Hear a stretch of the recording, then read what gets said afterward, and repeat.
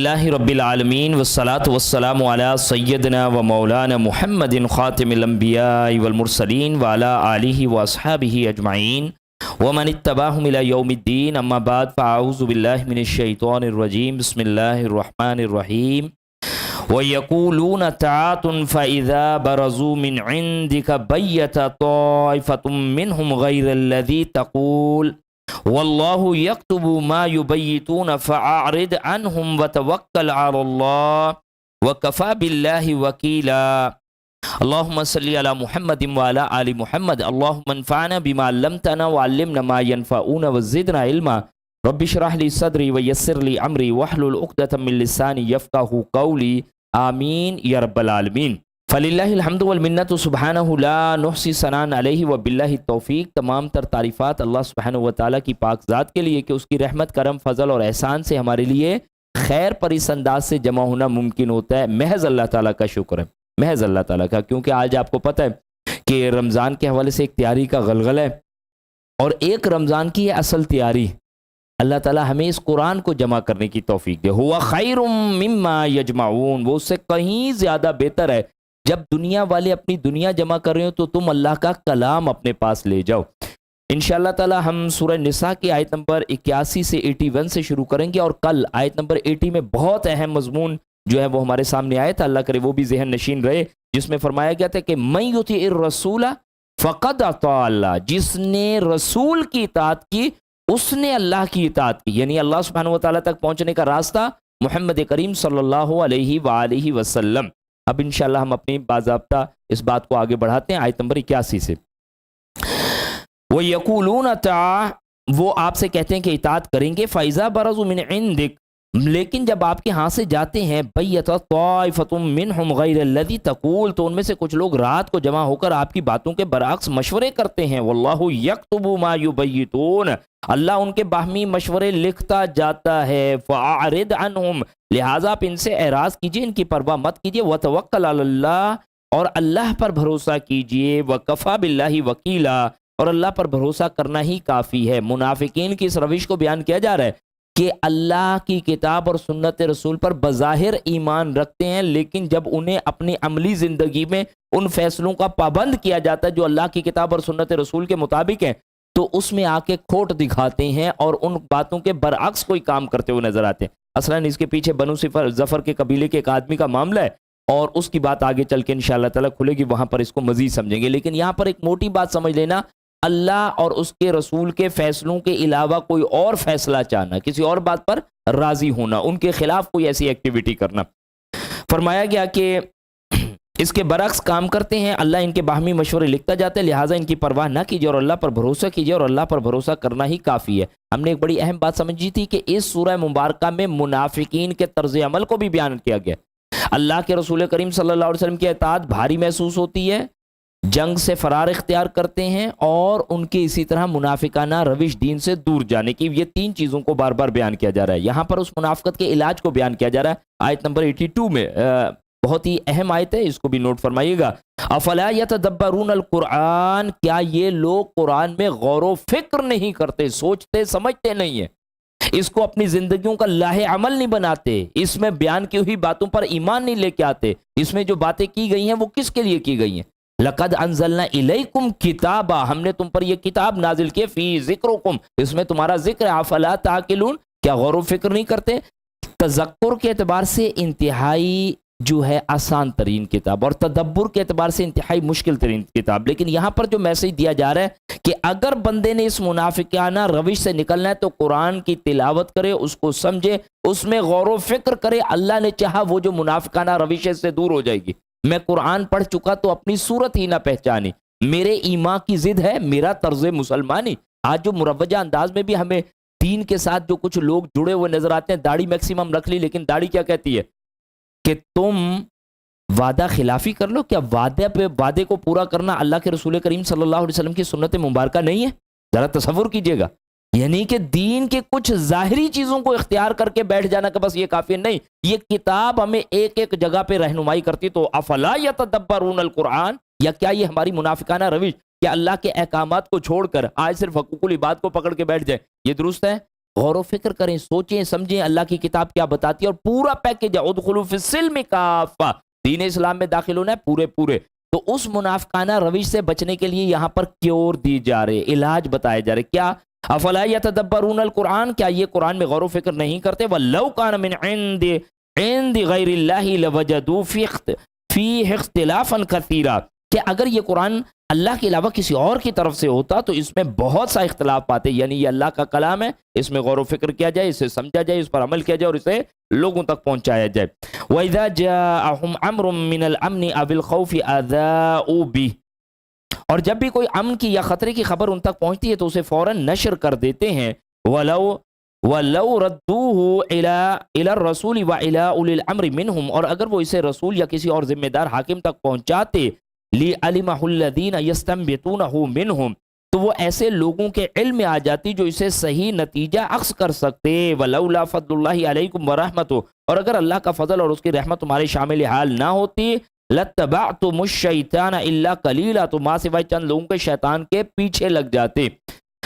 اب یہاں پر ایک اصل میں سچویشن ایسی ہے کہ غزوہ احد اور غزوہ خندق، غزوہ احد ہوئی ہے 3 ہجری شوال میں اور غزوہ خندق آ رہی ہے 5 ہجری میں، تو اب اس کے درمیان والا جو زمانہ ہے وہ بڑا ابتلا کا آزمائش کا زمانہ ہے، کیونکہ ظاہری بات ہے مسلمانوں کے جنگ بدر والے تو چدراہٹ ختم ہو چکی ہے، وہ دبکا وہ ان کے اوپر جو تھا، اب یہ عارضی جو ہے جیت ان کے پاس ٹائٹل ہے، تو ایسا ہوتا کہ خطرہ ہوتا، تو اس خطرے حقیقی کو کبھی دبا لیا جاتا اور کبھی جھوٹ موٹ کا دکھا دیا جاتا کہ نہیں نہیں اتنے سارے لوگ جمع ہوئے ہیں تو مسلمانوں تم بھی تیاری پکڑو۔ اس حوالے سے یہاں پر بیان کیا جا رہا ہے کہ اور جب کوئی امن کی یا خطرے کی خبر ان تک پہنچتی تو اسے فوراً نشر کر دیتے ہیں۔ بڑی اہم بات کی طرف توجہ یہ دلائی جا رہی ہے کہ جب تم کوئی خبر سنو تو اس کو پہلے تو صحیح بندوں تک پہنچاؤ، جسے کہا گیا، اور اگر وہ اسے رسول یا اپنے کسی ذمہ دار حاکم تک پہنچاتے اور وہ بات ایسے لوگوں کے علم میں آ جاتی جو صحیح نتیجہ اخذ کرتے، یعنی فوری طور پر ایک پینک پھیلانے سے بہتر تھا کہ صحیح بندے کو بتایا جاتا، وہ جا کے انویسٹیگیٹ کرتا اور معاملے کی نزاکت صحیح ہے یا غلط ہے اس کے مطابق کوئی فیصلہ لیا جاتا۔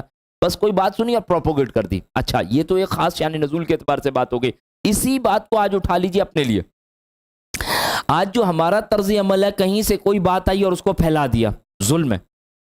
ایک حدیث میں فرمایا گیا کفا بالمرء کذبا ان یحدث بکل ما سمع، ایک بندے کے جھوٹے ہونے کے لیے اتنی بات کافی ہے کہ وہ ہر سنی سنائی بات کو آگے پہنچا دے، بس وہ اسی لیے یہاں پر جو الفاظ استعمال کیے گئے اذاؤ، ریڈیو کو بھی کیا کہا جاتا ہے، یہی ریڈیو کی طرح بس خبر نشر کر دی، بات کہیں سے سنی اس کی تحقیق نہیں کی اور آگے پہنچا دی، اب وہ لوگوں میں سچی یا جھوٹی بات گھومتی پھر رہی ہے۔ تو کہا گیا ایک بندے کے جھوٹے ہونے کے لیے اتنی بات کافی ہے کہ وہ ہر سنی سنائی بات کو آگے پہنچا دے، اور یہ بعض اوقات تو ہمارے پاس دین بیچارہ صرف اسی بات پہ منحصر ہوتا ہے کہ جی یہ بات کہاں سے آئی ہے، میسج میں، رواہو ایس ایم ایس ہے نا، narrated by S M S, یہ ہمارے پاس ماشاء اللہ سبحان اللہ یہ لکھا ہوتا ہے، پوری ایک بڑی لمبی اسٹیٹمنٹ، اس کے بعد ماشاء اللہ سبحان اللہ اور ایس ایم ایس میں سے کوئی چیز مل کے نہیں، اس انداز سے اس کو نہ لیا جائے اور بات کو صحیح بندوں تک پہنچایا جائے، یہ بھی بڑی اہم بات ہے۔ فرمایا گیا اور اگر اللہ کا فضل اور اس کی رحمت تمہارے شامل حال نہ ہوتی تو ماں سوائے چند لوگوں کے شیطان کے پیچھے لگ جاتے۔ فقاتل فی سبیل اللہ، آپ اللہ کی راہ میں جہاد کیجئے۔ کل ہم نے بات پڑھی تھی، اللہ کے رسول کریم صلی اللہ علیہ وآلہ وسلم فرماتے ہیں کہ عادت تو نہیں بلکہ فرمایا گیا وددت ان اقتل فی سبیل اللہ ثم احیا ثم اقتل ثم احیا ثم اقتل، میرا دل چاہتا ہے کہ میں اللہ کی راہ میں قتل کر دیا جاؤں، پھر زندہ کیا جاؤں، پھر قتل کیا جاؤں، پھر زندہ کیا جاؤں، پھر قتل کیا جاؤں۔ تو یہاں پہ آپ سے فرمایا جا رہا ہے کہ وحرد المؤمنین، اللہ کے رسول کریم صلی اللہ علیہ وسلم مسلمانوں کو جہاد کی رغبت دلائیے۔ عسى اللہ ان یکف باس الذین کفروا، ممکن ہے کہ اسی طرح اللہ تعالیٰ کافروں کی لڑائی کو روک دے۔ واللہ اشد باسا واشد تنکیلا، اور اللہ خود ان سے لڑائی اور انہیں سزا دینے میں بہت سخت ہے۔ وَمَن يَشْفَعْ شَفَاعَةً حَسَنَةً يَكُنْ لَهُ نَصِيبٌ مِّنْهَا، جو شخص بھلائی کی سفارش کرے گا تو اس میں سے حصہ ملے گا، یعنی نیک کام اگر کوئی بندہ کرتا ہے، کسی کو ایک آدمی مستحق ہے، ضرورت مند ہے یا اس کام کے لیے بالکل اپروپریٹ ہے اور یہ بندہ اس کی سفارش کر دیتا ہے، تو اگر وہ بندہ رائٹ جگہ پہ رائٹ سیٹ پہ کوئی رائٹ بندہ جا رہا ہے تو اس صحیح کام میں اگر اس نے سفارش کر کے اسے آگے بڑھایا تو اس کا بھی حصہ اس خیر میں۔ ان الدال علی الخیر کفاعل، کسی صحیح پوسٹ پر کوئی صحیح آدمی آ جانا یہ ایک صحیح کام ہے، امانت کا حق ادا ہوا۔ تو کہا گیا کہ جو بندہ کسی صحیح کام کے لیے سفارش کرے گا، جیسے آپ صلی اللہ علیہ وسلم کے پاس جب کوئی سائل آتا اور آپ سے کسی چیز کا سوال کرتا تو بعض اوقات آپ صلی اللہ علیہ وسلم صحابہ سے کہتے تم سفارش کرو، آپ نے کوئی چیز دینی تو ہوتی تھی، لیکن تم سفارش کرو گے تو اس سے کیا ہو جائے گا، تمہیں بھی اس چیز کا اجر مل جائے گا، بخاری کی روایت ہے۔ فرمایا گیا کہ تم سفارش کرو، اس کا تمہیں ثواب ملے گا، اور اللہ جو چاہتا ہے اپنے نبی کی لسان سے جاری کروا دیتا ہے یا فیصلہ کروا دیتا ہے۔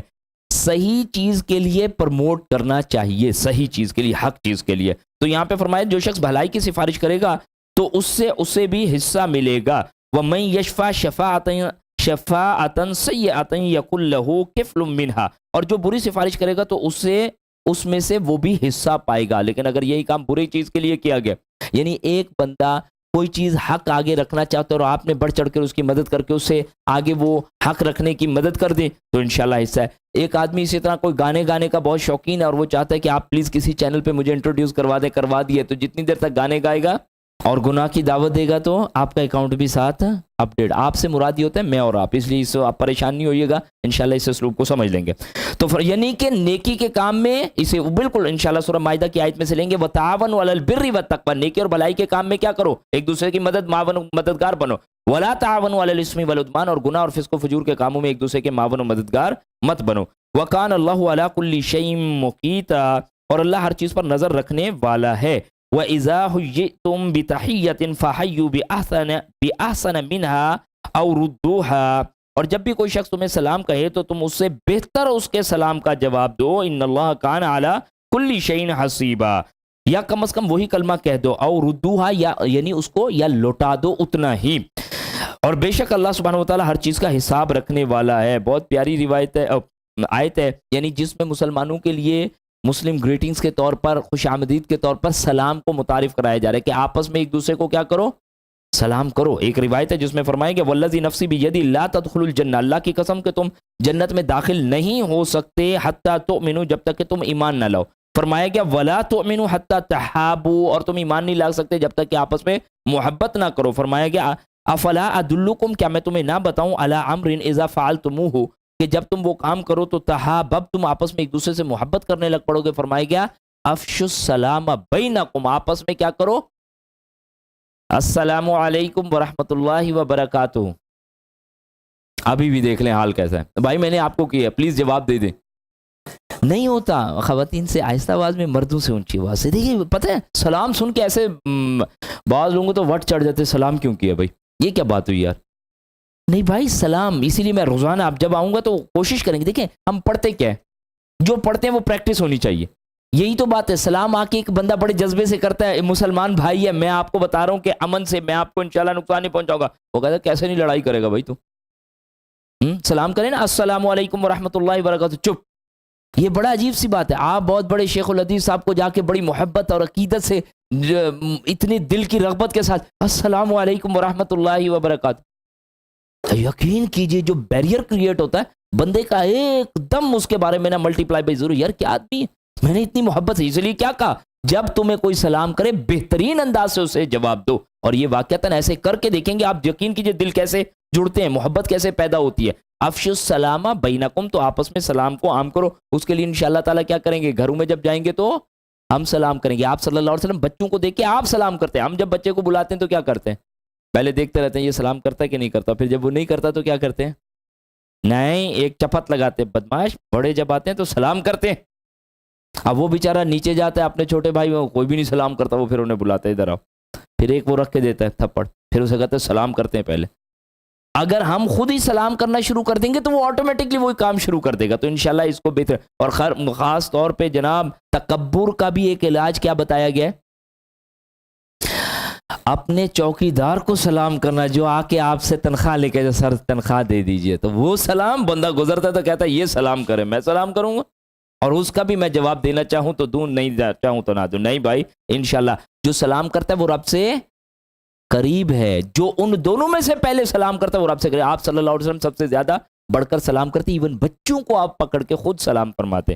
تو فرمایا گا جب کوئی شخص تمہیں سلام کہے تو تم اس سے بہتر اس کے سلام کا جواب دو، یا کم از کم وہی کلمہ کہہ دو، یقیناً اللہ ہر چیز کا حساب رکھنے والا ہے۔ اللہ لا الہ الا ہو، اللہ کے سوا کوئی الہ نہیں۔ لا یجمعنکم الی یوم القیامۃ لا ریب فیہ، وہ یقیناً تمہیں قیامت کے دن اکٹھا کرے گا جس کے آنے میں کوئی شبہ نہیں۔ ومن اصدق من اللہ حدیثا، اور اللہ سے زیادہ سچی بات بڑھ کر کس کی ہو سکتی ہے، بے شک اللہ سبحانہ وتعالی آپ کی بات کل کی کل سچی ہے۔ فما لکم فی فی المنافقین فئتین، تمہیں کیا ہو گیا کہ تم منافقین کے بارے میں دو گروہ بن گئے ہو. واللہ ارکسہم بما کسبوا، حالانکہ اللہ نے انہیں ان کے اعمال کی بدولت اندھا کر دیا ہے. یہاں پر آیت نمبر 88 سے 91 تک منافقین کا ہجرت سے گریز کا بتایا جا رہا ہے. ہجرت جیسا عظیم عمل، دیکھیں اصلاً جو چیز نظر آئی وہ تو کیسے، وہ ہجرت تو وہ تھی کہ مکہ سے سٹارٹ ہوئی ہے، مدینہ پہ آ کے رکے، اپنا گھر بار چیزیں مال اسباب سارا دین کی محبت میں چھوڑ دیے، جگہ نقل مکانی دارالکفر سے دارالاسلام کی طرف. اور ایک ہجرت یہ ہوتی ہے ان تہجر ما کرہ ربک، ہر وہ چیز چھوڑ دے جو تیرے رب کو ناپسند ہے. اب ہم سے جو فی الحال مطالبہ کیا ہے، ہر وہ چیز چھوڑ دے تو تیرے رب کو ناپسند ہے. یہ رمضان ہمیں کیا محبت دلائے، روزہ ہمیں کیا کرے کہ اللہ کے قریب ہونا ہے، ناپسندیدہ رب کی ناپسندیدہ چیزوں کو چھوڑ دینا. یہاں منافقین کے حوالے سے بتایا جا رہا ہے کہ منافقین کا ہجرت سے گریز کرنا. تمہیں کیا ہو گیا کہ تم منافقین کے بارے میں دو گروہ بن گئے ہو، حالانکہ اللہ نے انہیں ان کے اعمال کے بدولت اوندھا کر دیا ہے. اتریدون ان تہدوا من اضل اللہ، کیا تم اسے ہدایت دینا چاہتے ہو، کیا تم یہ چاہتے ہو کہ جسے اللہ نے گمراہ کیا اسے راہ راست پہ لے آؤ. وَمَن يُضْلِلِ اللَّهُ فَلَن تَجِدَ لَهُ سَبِيلًا، حالانکہ جسے اللہ گمراہ کر دے آپ اس کے لیے کوئی راہ نہیں پا سکتے. یہ جنگ احد کے حوالے سے بھی کچھ آیتوں کو یہاں پر ذکر کیا گیا. حضرت زید بن ثابت کہتے ہیں جب نبی اکرم صلی اللہ علیہ وسلم احد کی جنگ کو نکلے تو کچھ منافقین نے آپ کو چھوڑ کر مدینہ واپس آ گئے. ان واپس ہونے والوں کے بارے میں صحابہ کے دو گروہ تھے، ایک کہتا تھا کہ ہم ان سے لڑائی کریں گے اور دوسرا کہتا تھا لڑائی نہیں کریں گے. اس وقت یہ آیتیں نازل ہوئی، بخاری کی روایت ہے. یعنی یہ باتوں کو تو سمجھ آنا چاہیے کہ یہ آیتوں کا سلیکشن اللہ کے رسول کریم صلی اللہ علیہ وآلہ وسلم یا انہیں جہاں پہ رکھنا ہے وہ آپ صلی اللہ علیہ وسلم نے اللہ کے حکم سے رکھا ہے. ہم یہ بات پیچھے پڑھ کے آ چکے ہیں جنگ احد کی، لیکن اس کے حوالے سے کوئی آیت ہے اس کے نزول اور اس کو اس جگہ پہ رکھا گیا. یہ بات آ رہی ہے. فرمایا گیا تمہیں کیا ہو گیا، تم منافقین کے بارے میں دو گروہ بن گئے ہو، حالانکہ اللہ نے انہیں ان کے اعمال کے بدولت اوندھا کر دیا. کیا تم یہ چاہتے ہو کہ جسے اللہ نے گمراہ کیا اسے راہ راست پہ لے آؤ، حالانکہ جسے اللہ گمراہ کر دے آپ اس کے لیے کوئی راہ نہیں پا سکتے. وَدُّوا لَوْ تَكْفُرُونَ كَمَا كَفَرُوا فَتَكُونُونَ سَوَاءً، وہ چاہتے ہیں کہ تم بھی ویسے ہی کافر بن جاؤ جیسے وہ خود کافر بنے تاکہ سب برابر ہو جائیں. یہ دوسری تیسری دفعہ بات پڑھیں. اہل کتاب یہ چاہتے ہیں، مشرکین یہ چاہتے ہیں کہ مسلمانوں تم اپنے دین کو چھوڑ دو، اور آج کون نہیں چاہتا کہ مسلمان اپنا دین چھوڑ دے؟ سارے تیار ہیں اس کام کے لیے. فلا تتخذوا منهم اولیاء حتى يهاجروا في سبيل الله، لہذا ان میں سے کسی کو اپنا دوست نہ بناؤ یہاں تک کہ وہ اللہ کی راہ میں ہجرت کر کے نہ آ جائیں. ہجرت جیسے عظیم عمل سے اگر نہیں گزر رہا بندہ تو کیا کہا جا رہا ہے کہ وہ تمہارے دوست نہیں. فَإِن تَوَلَّوْا فَخُذُوهُمْ وَاقْتُلُوهُمْ حَيْثَ وَجَدتُّمُوهُمْ، اور اگر وہ ایسا نہ کرے تو جہاں انہیں پاؤ انہیں پکڑو اور قتل کر دو. وَلَا تَتَّخِذُوا مِنْهُمْ وَلِيًّا وَلَا نَصِيرًا، اور ان میں سے کسی کو بھی اپنا دوست یا مددگار نہ بناؤ. إِلَّا الَّذِينَ يَصِلُونَ إِلَىٰ قَوْمٍ بَيْنَكُمْ وَبَيْنَهُمْ مِيثَاقٌ، البتہ اس حکم سے وہ منافق مستثنی ہیں جو ایسی قوم سے جا ملے جس سے تمہارا معاہدہ ہو چکا ہو. منافق ہے لیکن کسی ایسی قوم سے مل گیا جس کے ساتھ تمہارا معاہدہ ہے، تو یقین کیجئے اسلام میں اس معاہدے کی پاسداری کو اتنا عزیز کہا گیا اب تم اس پر ہاتھ نہیں ڈالو گے. یہ کئی جگہوں پہ اسلوب ہے، جنگ بدر میں بھی چل کے پڑھیں گے اور جگہوں پہ بھی چل کے پڑھیں گے. اس وعدے کی اہمیت، لا دین لمن لا عہد لہ، اس کا کوئی دین نہیں جس میں عہد کی پاسداری نہیں. بھائی یہ داڑھی رکھنی ہے، نمازیں پڑھنی ہے، دین پہ آنا ہے تو وعدے کی پاسداری بھی کرنی ہے. ایون اگر کہیں پہ انشاءاللہ ہم سورہ انفال میں چل کے پڑھیں گے، عبداللہ بن عمر کے حوالے سے ایک بات آتی ہے، پورا واقعہ انشاءاللہ وہاں پہ تفصیل سے دیکھیں گے کس طرح فوجیں گئیں حضرت امیر معاویہ رضی اللہ عنہ کے دور میں، اور وہاں سے وہ فوجیں اٹھوا لی گئیں کیونکہ معاہدہ تھا اور معاہدے کی پاسداری کرنی پڑتی ہے. انشاءاللہ تفصیل اس جگہ پہ لے لیں گے، ابو داؤد کی اور مسند احمد کی روایت میں سے آتا ہے. میں جو یہاں پہ عرض کرنا چاہ رہا تھا اس معاہدے کی پاسداری کروائی جا رہی ہے. البتہ اس حکم سے وہ منافق مستثنی جو ایسی قوم سے جا ملے جس سے تمہارا معاہدہ ہو چکا ہو. او جاءکم حاصرت صدورہم، یا ایسے منافق بھی مستثنی جو تمہارے پاس دل برداشتہ ہو کر آتے ہیں. ان یقاتلوکم او یقاتلوا قومہم، وہ نہ تمہارے خلاف لڑنا چاہتے اور نہ ہی اپنے قوم سے. وَلَوْ شَاءَ اللَّهُ لَسَلَّطَهُمْ عَلَيْكُمْ فَلَا قَاتَلُوكُمْ، اور اگر اللہ چاہتا تو انہیں تم پر مسلط کر دیتا پھر وہ تمہارے خلاف لڑائی کرتے. فَإِنِ اعْتَزَلُوكُمْ فَلَمْ يُقَاتِلُوكُمْ أَوْ أَلْقَوْا إِلَيْكُمُ السَّلَامَ، اور اب اگر وہ کنارہ کش رہتے ہیں اور لڑائی پر آمادہ نہیں ہوتے اور تمہیں صلح کی پیشکش کرتے ہیں تو ان سے بھی ہاتھ کھینچے رکھو گے. فرمایا فما جعل اللہ لکم علیہم سبیلا، تو پھر اللہ نے ان پر تمہاری دست درازی کی کوئی گنجائش نہیں رکھی. یہاں پر جو ہے ایسے منافقین کے حوالے سے بات کی جا رہی ہے. تین گروہ ہیں. ایک یہ کہ مسلمانوں سے صلح کر لیں یا تو وہ منافقین اور کسی عملی طور پر شامل نہ ہو. دوسرا یہ کہ لشکر کفار میں شامل نہ ہو. تیسرا یہ کہ اگر انہیں مجبوراً شامل ہونا بھی پڑ جائے تو پھر بھی اپنے ہاتھ روکے رکھیں، یعنی عملاً لڑائی میں شامل نہ ہوں۔ اگر تینوں باتیں نہ پائی جاتی ہیں تو پھر اس کا مطلب یہ ہے کہ ان کی نیت میں فطور ہے، تو ان کے خلاف جو ہے کارروائی کی جائے گی۔ ستجدون آخرین یریدون ان یأمنوکم ویأمنوا قومہم، پھر آپ ایک اور قسم کے منافق سے بھی ملیں گے جو یہ چاہتے ہیں کہ تم سے بھی امن میں رہیں اور اپنی قوم سے بھی۔ کلما ردوا الی الفتنۃ ارکسوا فیہا، مگر جب بھی انہیں فتنے کا موقع ملتا ہے تو اس میں کود پڑتے ہیں، یعنی ایسے منافقوں کو جب مسلمانوں کے خلاف کوئی کارروائی کا موقع ملتا ہے تو اس میں داخل ہو جاتے ہیں۔ تو فرمایا فَإِن لَّمْ يَعْتَزِلُوكُمْ، پس اگر وہ منافق تم سے کنارہ کش رہیں تو ٹھیک، وَيُلْقُوا إِلَيْكُمُ السَّلَامَ وَيَكُفُّوا أَيْدِيَهُمْ، نہ ہی صلح کی پیشکش کریں اور نہ ہی اپنے ہاتھ روکیں۔ پورا جملہ دوبارہ سے ادا کروں گا، مگر جب بھی انہیں فتنے کا موقع ملتا ہے تو اس میں کود پڑتے ہیں۔ ایسے منافق اگر تم سے کنارہ کش نہ رہیں اور نہ ہی صلح کی پیشکش کریں اور نہ ہی اپنے ہاتھ روکے رکھیں تو ان کے حوالے سے حکم دیا جا رہا ہے فَخُذُوهُمْ وَاقْتُلُوهُمْ حَيْثُ ثَقِفْتُمُوهُمْ، تو ایسے لوگوں کو جہاں بھی پاؤ انہیں قید کرو اور قتل کر دو۔ وَأُولَٰئِكُمْ جَعَلْنَا لَكُمْ عَلَيْهِمْ سُلْطَانًا مُبِينًا، ایسے لوگوں کے لیے ہم نے تمہیں کھلی چھٹی دے رکھی ہے۔ یہ منافقین کے مختلف شیڈ تھے جن کے بارے میں یہاں پر حکم آیا۔ اس کے بعد جو ہے قتل خطا کا اور اس کا کفارہ بیان کیا جا رہا ہے۔ وَمَا كَانَ لِمُؤْمِنٍ أَن يَقْتُلَ مُؤْمِنًا إِلَّا خَطَأً، مومن کو زیبا نہیں دیتا وہ کسی مومن کو قتل کرے الا یہ کہ غلطی سے۔ وَمَنْ قَتَلَ مُؤْمِنًا خَطَأً فَتَحْرِيرُ رَقَبَةٍ مُؤْمِنَةٍ، اور جو غلطی سے کسی مومن کو قتل کرتا ہے تو ایک مومن غلام آزاد کرے۔ اب یہ اس کا کفارہ بیان کیا جا رہا ہے۔ اور جو غلطی سے کسی مومن کو قتل کرے تو ایک مومن غلام آزاد کرے۔ وَدِيَةٌ مُسَلَّمَةٌ إِلَىٰ أَهْلِهِ، اور اس کے وارثوں کو خون بہا بھی ادا کرے۔ إِلَّا أَن يَصَّدَّقُوا، الا یہ کہ وہ اسے معاف کر دیں۔ فَإِن كَانَ مِن قَوْمٍ عَدُوٍّ لَكُمْ وَهُوَ مُؤْمِنٌ، الا یہ اچھا، اور اگر وہ مقتول مومن تھا مگر تمہاری دشمن قوم تھی، فَتَحْرِيرُ رَقَبَةٍ مُؤْمِنَةٍ، تو صرف ایک مسلمان غلام آزاد کرے گا۔ اور اگر وہ مقتول مومن تھا مگر تمہاری دشمن قوم تھی تو صرف ایک مسلمان غلام آزاد کرے گا، وہاں پہ دیت نہیں دی جائے گی۔ وَإِن كَانَ مِن قَوْمٍ بَيْنَكُمْ وَبَيْنَهُم مِّيثَاقٌ، اور اگر ایسی قوم جن سے تمہارا معاہدہ ہو چکا ہے، فَدِيَةٌ مُسَلَّمَةٌ إِلَىٰ أَهْلِهِ، تو پھر وارثوں کو دیت بھی ادا کرنا پڑے گی، کیوں؟ معاہدہ ہوا ہے، لیکن اگر معاہدہ نہیں ہوتا تو دشمن قوم کو دیت نہیں دی جائے گی۔ فرمایا گیا وَتَحْرِيرُ رَقَبَةٍ مُؤْمِنَةٍ، اور مسلمان غلام بھی آزاد کرنا ہوگا۔ فَمَن لَّمْ يَجِدْ فَصِيَامُ الشَّهْرَيْنِ مُتَتَابِعَيْنِ، پھر اگر قاتل کو یہ قدرت حاصل نہ ہو یا مل نہ رہا ہو تو متواتر 2 ماہ کے روزے رکھے گا۔ توبۃ من اللہ، اللہ سے توبہ کا یہی طریقہ ہے۔ وَكَانَ اللَّهُ عَلِيمًا حَكِيمًا، اور اللہ خوب جاننے والا اور حکمت والا ہے۔ اصل میں مختصر انداز سے اس کے احکامات کو صرف دیکھ لیتے ہیں یہاں پر، اور قتل خطا کا جو کفارہ ہے وہ اس آیت نمبر 92 میں ہمارے سامنے آ رہا ہے۔ فرمایا جا رہا ہے کہ مقتول کے خون کے بدلے میں جو خون بہا مقتول کے وارثوں کو دیا جاتا ہے، ایک تو وہ اس چیز کو دیت کہتے ہیں، اور اس کی مقدار آپ صلی اللہ علیہ وآلہ وسلم نے 100 اونٹ مقرر فرمائی۔ آج بھی اس کی قیمت کے اعتبار سے یہ بات آ جائے گی، یا سونے چاندے میں اس کی مساوی قیمت جو ہے وہ ادا کی جائے گی۔ ایک مومن کے قتل خطا کا کفارہ ایک مومن کی گردن آزاد کرنا اور دیت ادا کرنا ہے۔ اگر غلام آزاد کرنا ممکن نہ ہو، جیسے غلام دستیاب ہی نہیں، تو پھر قاتل مالی طور پر اس قابل ہی نہ ہو، یا پھر قاتل اس مالی طور پر اس قابل ہی نہ ہو، تو اس صورت میں وہ غلام آزاد کرنے کی بجائے 60 ایام یعنی 60 دن تک متواتر روزے رکھے گا۔ اگر کوئی بیچ میں مس ہوتا ہے تو دوبارہ سے 60 پھر اسی انداز سے رکھنے پڑیں گے۔ اچھا، دیت معاف کرنے کو صدقے سے تعبیر دے کر یہاں پر ایک لطیف انداز سے جیسے پہلے سفارش کی گئی ہے اسی کو کیا جا رہا ہے۔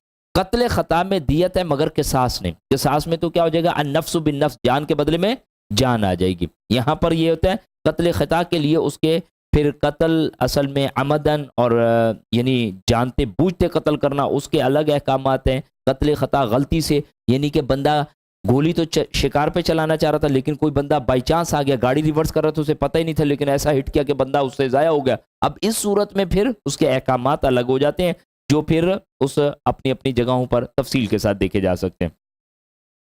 وَمَن يَقْتُلْ مُؤْمِنًا مُتَعَمِّدًا، مگر جو شخص کسی مومن کو عمدن جانتے بوجھتے قتل کرے گا، فَجَزَاؤُهُ جَهَنَّمُ خَالِدًا فِيهَا، تو اس کی سزا جہنم میں جس میں وہ ہمیشہ ہمیش رہے گا۔ وَغَضِبَ اللَّهُ عَلَيْهِ، اور اللہ کا اس پر غضب ہوگا۔ وَلَعَنَهُ، اور اس کی لعنت ہوگی۔ وَأَعَدَّ لَهُ عَذَابًا عَظِيمًا، اور اللہ نے اس کے لیے بہت بڑا عذاب تیار کر رکھا ہے۔ اللہ اس انجام بد سے محفوظ فرمائے۔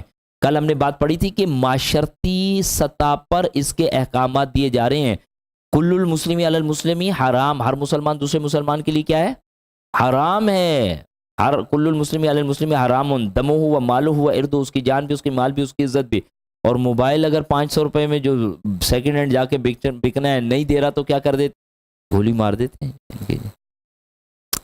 اللہ فضل فرمائے. کوئی جین پتہ ہے نا کہ اس کے بعد بھی دندناتے پھرتے رہنا. اگر صحیح معنوں میں احکامات کا نفاذ کر دیا جائے کہ بھئی اس کو مارنے کے بعد میں بھی نہیں بچوں گا، تو کوئی بندہ بھی پھر یہ جرائم کی طرف نہیں آئے گا. یعنی یہ جان بہت بڑی قیمتی چیز ہے. کسی کی جان لینے کے بعد بندے کے لیے اوپر جو احکامات آ رہے ہیں تو فرمایا گیا اس کی سزا جہنم ہے، جس میں ہمیشہ ہمیشہ رہے گا. اللہ کا غضب، اس کی لعنت، اور اس کے لیے بہت بڑا عذاب تیار ہے.